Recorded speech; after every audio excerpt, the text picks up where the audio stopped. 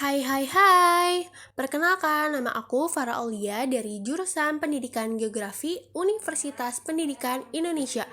Kali ini aku akan membahas tentang kelembapan udara dan alat ukurnya. Yuk disimak baik-baik. Pertama-tama, kalian harus tahu dulu nih, apa sih kelembapan udara itu?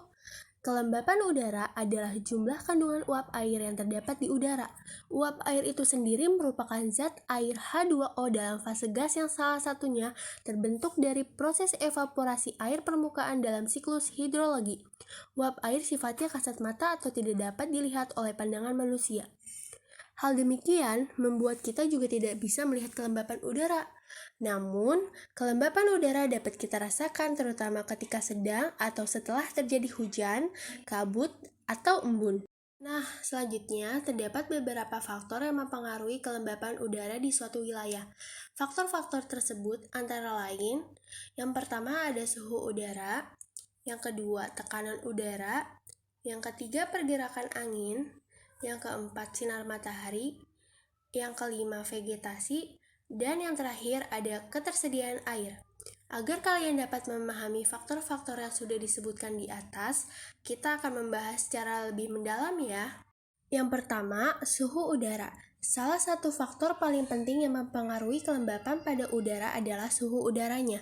Dalam konteks kelembapan, semakin tinggi suhu udara, maka semakin banyak uap air yang dapat ditampung oleh udara. Sedangkan, semakin rendah suhu udara, semakin rendah kapasitas uap air dari udara tersebut. Hal ini terjadi karena saat udara panas, maka jarak antar molekulnya lebih lebar sehingga mampu mengakomodasi banyak uap air. Ketika udara dingin, maka jarak antar molekulnya menjadi kecil, sehingga kesulitan mengakomodasi uap air. Oleh karena itu, ketika sebuah udara dipanaskan tanpa mengubah tekanannya, maka kelembapan akan menurun. Hal ini terjadi karena kapasitas udara untuk menampung uap air meningkat, tetapi jumlah uap airnya tetap sama. Yang kedua, tekanan udara. Tekanan udara memiliki hubungan yang berbanding lurus dengan kelembapan udara pada suatu wilayah. Jika suatu wilayah memiliki tekanan udara yang semakin tinggi, maka udara yang berada di sekitarnya juga akan memiliki kelembapan yang tinggi pula. Hal tersebut dapat terjadi karena uap air yang ada di udara tersebut tetap, namun volume udaranya mengecil, sehingga kelembapan udaranya meningkat. Sebaliknya terjadi jika tekanan udara diturunkan, maka kelembapan udara di wilayah tersebut akan semakin menurun. Hal ini terjadi karena volume udara membesar, namun jumlah uap air tetap sama. Selanjutnya, pergerakan angin. Angin yang bergerak ternyata juga dapat mempengaruhi kelembapan pada udara. Hal ini dipengaruhi oleh proses penguapan dan kondensasi yang terjadi. Air yang menguap karena masanya kecil akan terbawa oleh angin dan membentuk awan serta meningkatkan kelembapan udara di suatu wilayah tertentu.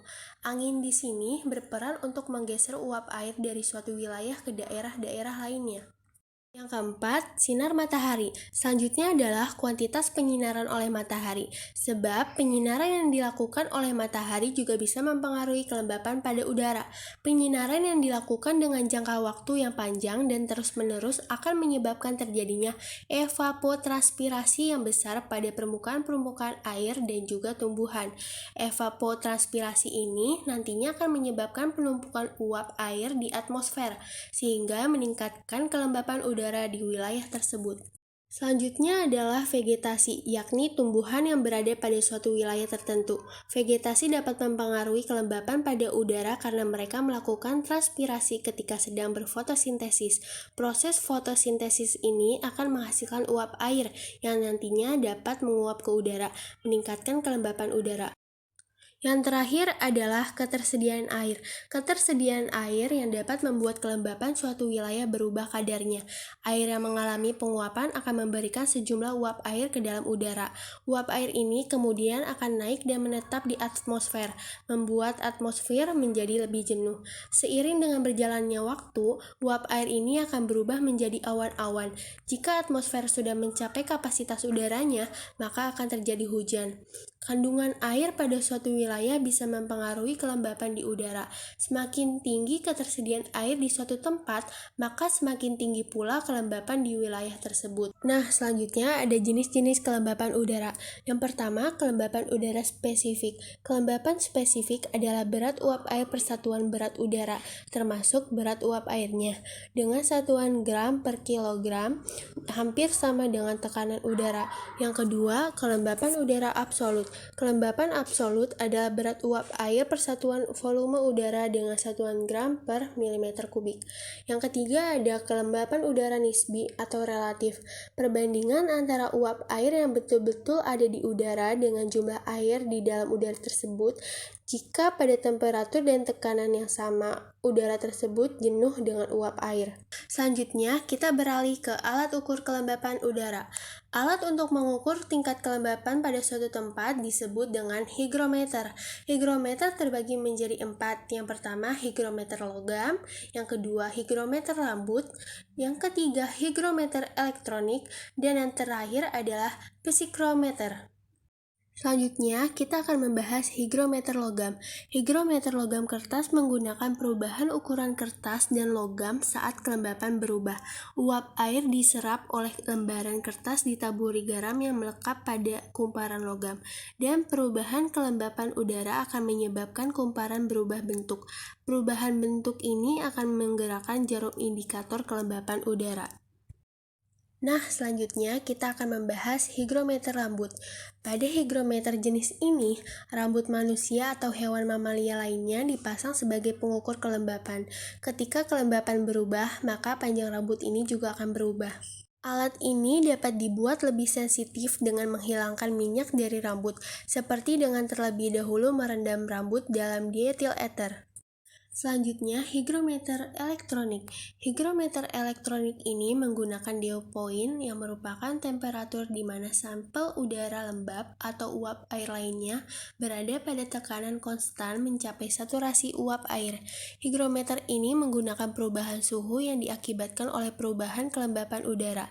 Jenis alat ini adalah hygrometer paling mahal, namun juga paling akurat dengan akurasi kelembapan relatif sekitar kurang lebih 0,5%. Yang terakhir adalah psikrometer. Psikrometer mengukur kelembapan relatif di atmosfer melalui penggunaan 2 termometer. Yang pertama, termometer bohlam kering digunakan untuk mengukur suhu dengan terpapar ke udara. Dan yang kedua, termometer bohlam basah digunakan untuk mengukur suhu dengan membiarkan bohlam dicelupkan ke dalam cairan. Perbedaan suhu akibat perbedaan kadar uap air kemudian dapat digunakan untuk mengukur kelembapan. Baik teman-teman, segitu dulu pembahasan dari aku mengenai kelembapan udara dan alat ukurnya. Semoga bermanfaat bagi kalian semua. Kurang lebihnya mohon dimaafkan. Assalamualaikum warahmatullahi wabarakatuh. Dah.